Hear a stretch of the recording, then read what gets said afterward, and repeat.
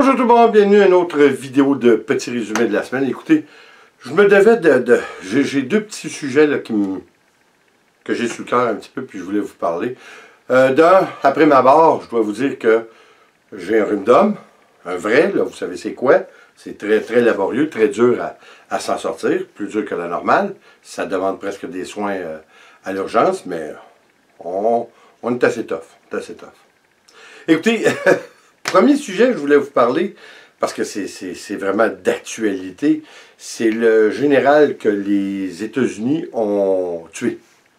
Alors, je voulais vous parler parce qu'il y a tellement de choses qui se sont dites là-dessus que je trouve que c'est un peu aberrant. D'un, c'est un petit peu aberrant que le président des États-Unis empiète sur la souveraineté d'un pays de la façon, parce que, regardez, on ne se le cachera pas, là, si la même chose arriverait aux Américains, c'est-à-dire, prenons comme exemple qu'un général américain se retrouve sur un aéroport au Canada et puis se fait tuer par un autre pays, je ne pense pas que les Américains en resteraient là. J'ai l'impression que Trump a fait ça un petit peu pour faire oublier le procès pour son impeachment. Alors, j'ai l'impression qu'il y a un petit peu de ça, puis un petit peu pour mousser un petit peu sa figure, son image pour les élections à venir. Et, je trouve ça quand même aberrant qu'un pays enfreigne. Puis de toute façon, il n'a même pas donné... Normalement, par les lois américaines, un président, avant de faire une telle attaque, doit avoir l'approbation du Congrès, ce qu'il n'a pas fait.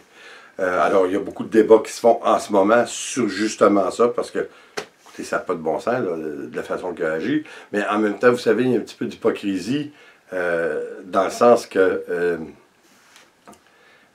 l'Iran le savent très bien eux-mêmes, c'est un régime, hein? C'est pas Jojo, là, c'est une dictature qui est incroyable, ils ont une emprise aussi bien morale que religieuse sur la population. Ils contrôlent tout, hein, les médias, on sait c'est quoi une dictature. Quoi qu'il en soit, c'est pas des fous. C'est-à-dire que eux le savent très bien qu'ils ne peuvent pas tenir contre les États-Unis. Sauf que on sait très bien aussi que ça serait une guerre du genre qu'il y a eu en Irak, c'est-à-dire une guerre qui perdurerait sur 12 à 13 ans. Et plus, parce que c'est des fanatiques, ce monde-là. Hein? Ils sont prêts à donner leur vie au nom d'Allah, et puis ils le font avec des bombes, vous savez, des suicides pour être comment on appelle ça, là, des martyrs, avoir leurs 22 vierges, je sais pas trop. Écoutez, je rigole un peu, mais c'est vraiment pas drôle. On est vraiment assis sur une poudrière, et puis on ne sait pas de quelle façon que ça va se terminer. Mais je trouve que Trump... vous savez, je suis obligé de revenir sur ça un petit peu, parce que je trouve ça un petit peu... je suis un petit peu dans les coussins, là, parce que ça me réconforte. Écoutez, c'est un petit peu démoralisant de voir, comme vous savez peut-être, j'ai beaucoup d'amis américains. Et puis, je vous dirais qu'à 99% du temps, c'est des pro-Trump. Vous savez, il y a de quoi à dire. Hein? Ça, c'est comme pour les religions, pour n'importe quoi. La politique n'en échappe pas non plus. Quand vous avez une perception des choses, ou quand vous avez une affinité ou une association avec une religion, un parti ou quoi d'autre, une idéologie, c'est dur d'en sortir. C'est dur, je trouve que les gens perdent de leur objectivité. Je ne suis pas plus fin qu'un autre, j'ai un parti pris aussi, mais je suis obligé de vous avouer que j'essaie de regarder les deux côtés de la médaille pour ces mêmes raisons. C'est-à-dire, vous savez, un type comme Trump, je comprends, par exemple, j'ai une amie qui, à l'époque des élections, restait en Georgie. Puis j'ai dit, mais pourquoi tu n'aimerais pas ça avoir une femme, pour la première fois, présidente des États-Unis, en Hillary Clinton? Elle me dit non. Écoute, les Clinton, ils ont fait beaucoup de choses, puis beaucoup de mauvaises choses. J'embarquerai pas dans ce sujet-là parce que je ne connais pas tellement leur historique. J'en sais seulement que j'effleure la surface.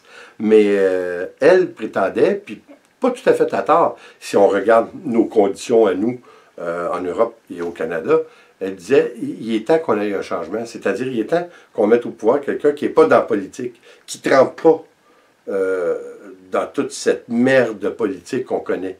Alors, dans le fond, elle, ce qu'elle voulait, c'est un nouveau souffle, un vent nouveau. Elle voulait une nouveauté, quelque chose qui dépassait la politique. Alors, pour eux, pour la plupart des gens qui ont voté pour Trump, gardaient le même raisonnement. Évidemment, Trump a attiré beaucoup, a joué beaucoup sur la haine des gens, principalement envers les Mexicains et les immigrés en général. Il a fait la même chose que Hitler a fait, dans le fond, lors de ses élections, je crois que c'était en 1932. Il a fait la même chose. Hein. Il a joué sur la haine des gens. C'est ce qui l'a fait, qui l'a rendu victorieux. J'écoutais un type comme Howard. Il était un des juges dans America's Got Talent. Et puis je l'écoutais parler, puis c'est un ami à Trump. Puis il disait, lui, Trump, il le connaît personnellement. Puis il disait, c'était une joke au début. C'était juste un stunt publicitaire pour se présenter à la présidence américaine. Puis il dit, quand il s'est aperçu que ça devenait sérieux, qu'il y avait beaucoup de supporters, là, ça prenait une autre tournure.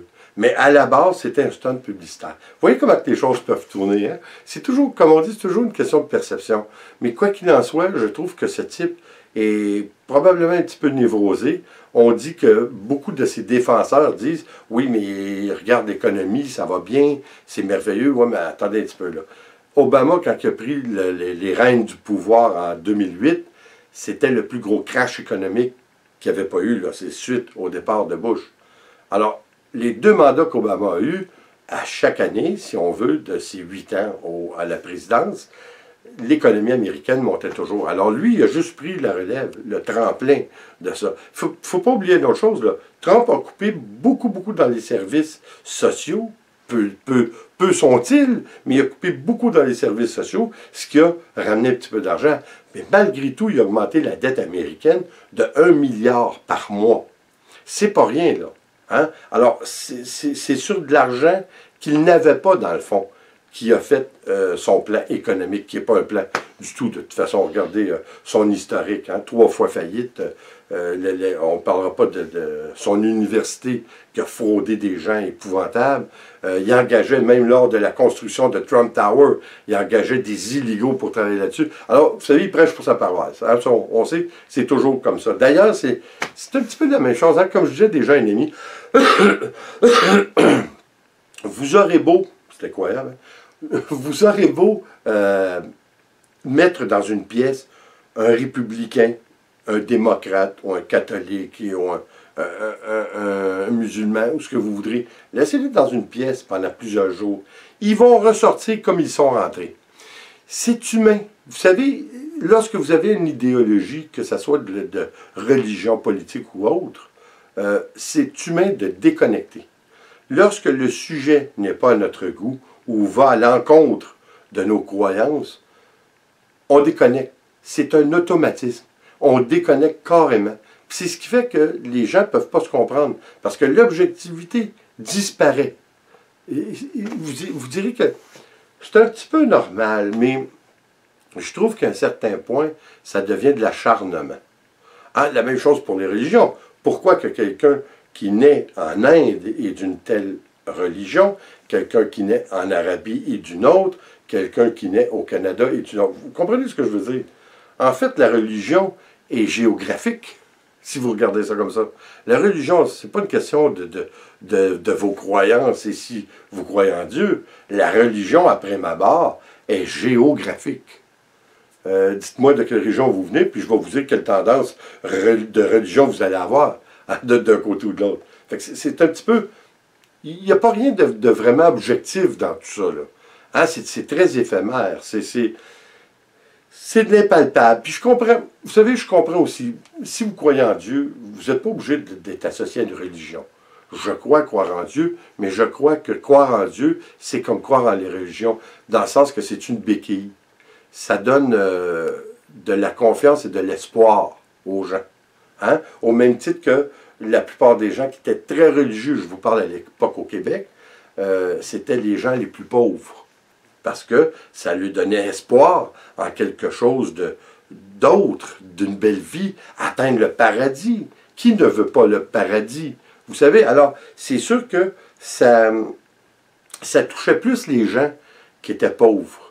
C'était une béquille, ce que j'appelle. Une béquille qui les supporte dans leurs moments les plus durs, et puis ça leur donne, encore une fois, l'espoir de quelque chose de plus beau. Je crois qu'on a été manipulé par les religions depuis le début des temps. Hein? Les religions et les dieux ont changé avec les époques. À l'époque des Mayas au Mexique, il y avait plusieurs dieux. Même les Égyptiens aussi, ça a été le même phénomène. Alors, vous savez, il y a juste une chose qui ne changera pas. Hein? L'être humain disparaît, puis une autre génération d'êtres humains qui reviendrait. Les religions vont changer, hein, comme ils changent sur la planète.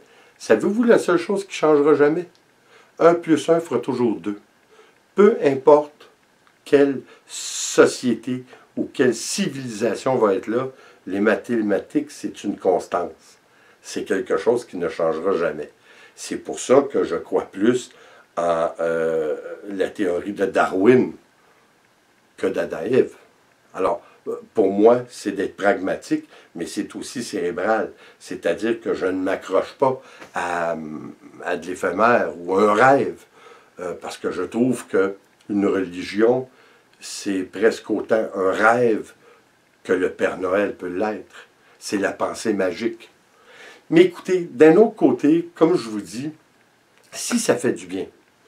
Mais tout ça pour vous dire que, est-ce que, pour revenir à notre ami Trump, je crois que le processus d'impeachment que les démocrates ont engagé, je crois que cela ne va lui donner que plus de force. Il va être plus fort et je crois qu'il l'emmène encore de façon plus certaine au pouvoir pour un deuxième mandat.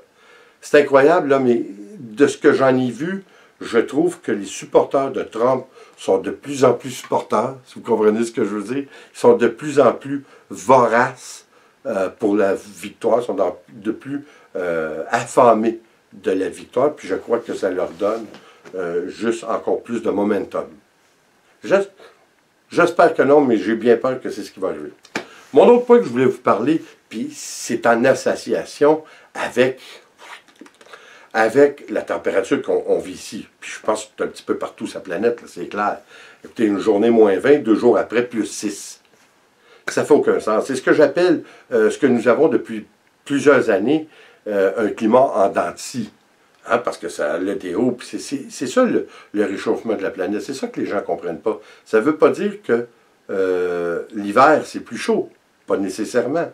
Mais ça veut dire qu'on a des périodes plus chaudes, comme on a des périodes plus froides. Par contre, les étés, si on regarde l'été 2019, à travers la planète, ça a été l'été la plus chaude enregistrée. Alors, on a juste besoin de regarder ce qui se passe en Australie. Même si plusieurs vont dire, hein, il y a toujours ceux qui essaient de démentir les choses. Beaucoup de personnes parlent aussi qu'un des phénomènes en Australie, c'est le climat qui change. Plusieurs disent non. Il y a eu une vingtaine de personnes arrêtées pour avoir allumé des feux. C'est certain, mais c'est sûr que les feux s'embrassent plus facilement lorsque vous avez des 40 degrés puis des 45 degrés. Je pense que ça montait jusqu'à 50 à un moment donné. Alors, je veux dire, c'est un phénomène climatique. Ça, on ne peut pas s'en sauver. Oui, il y a des gens, des fous qui profitent de cette situation, mais le problème n'en reste pas le moindre. C'est la même chose. C'est un problème climatique à la base. Puis écoutez, plusieurs disent que c'est périodique. Ce qu'on vit, ça a toujours été, c'est périodique. Ben, je vous dirais foutaise. Puis la plus belle des raisons que je vais vous dire, c'est-à-dire la preuve qu'on peut donner au contraire de ça, regardez les glaciers. Les glaciers, là, c'est pas périodique, là. Ça fond pas, puis ça revient pas, puis ça fond pas, puis ça revient pas, là. C'est pas périodique, là. C'est pas cyclique, ça, là, les glaciers. C'est quelque chose que ça aurait pris normalement des milliers d'années pour fondre. Ils calculaient, il y a quelques années, comment il s'appelle, David Suzuki, quelqu'un que je respecte, c'est un scientifique qui s'est occupé du climat depuis les années 70, qui en parle à tue-tête, mais qui n'était pas très, très écouté. Il faut qu'il arrive des catastrophes pour qu'on soit écouté des fois. Mais lui, il disait qu'il prétendait que ce qui se passe en ce moment, c'était pour se passer seulement que dans plusieurs décennies. On a accéléré le processus. C'est sûr qu'il y a une partie que c'est causé par le climat, par Dame Nature, si vous voulez, mais il y a une partie de ce même phénomène qui, évidemment, est causé par l'être humain. Hein? Les gaz à effet de serre, on ne s'en échappe pas. Alors, comme je vous dis, encore une fois, on peut pas nier le fait que les glaciers sont en train de disparaître à vue d'œil. C'est pas rien, ça. Là. Fait, ça annonce une problématique pour les années à venir. On a eu déjà des gros changements. 2019 nous a amené beaucoup de volcans, beaucoup de tremblements de terre, beaucoup d'incertitudes. Et 2020 ne sera pas mieux, là. Il ne faut pas s'attendre à d'autres choses. Il ne faut pas jouer à l'autruche à cacher la tête dans le sol. C'est 2020, il va y avoir beaucoup de perturbations climatiques. On ne s'en sauvera pas. Mais, vous savez, plusieurs disent, l'auto électrique, c'est pas... Ça va aider pour les gaz à effet de serre, pour les diminuer, ça c'est clair. Mais à long terme, est-ce qu'on va régler la pollution? Non. Parce que, écoutez, je ne me rappelle pas l'année exactement, mais je crois qu'il prévoyait qu'en 1932, en 2032, il était pour avoir plusieurs centaines de milliers de tonnes de batteries au titanium qui étaient pour être désuets. Ils vont causer de la pollution irréparable. Pour le simple fait que, pour l'instant, les batteries au titanium se recyclent. Mais le coût engendré pour ce recyclage est tellement énorme qu'il n'en vaut pas la peine. Personne ne peut faire ça. Ça coûte 10 fois moins cher de fabriquer une batterie neuve au titanium que d'en recycler une. Alors, vous savez, c'est là que le capitalisme, ce que j'appelle le capitalisme sauvage, fait défaut. C'est là qu'on voit sa carence, son problème à la base.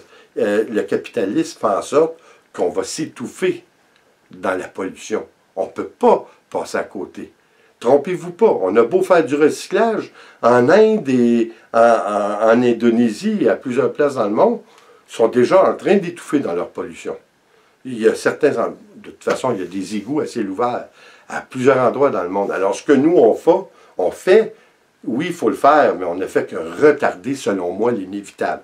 Je veux pas être fataliste, mais il faut être quand même réaliste. Il faut voir ce qui s'en vient devant nous.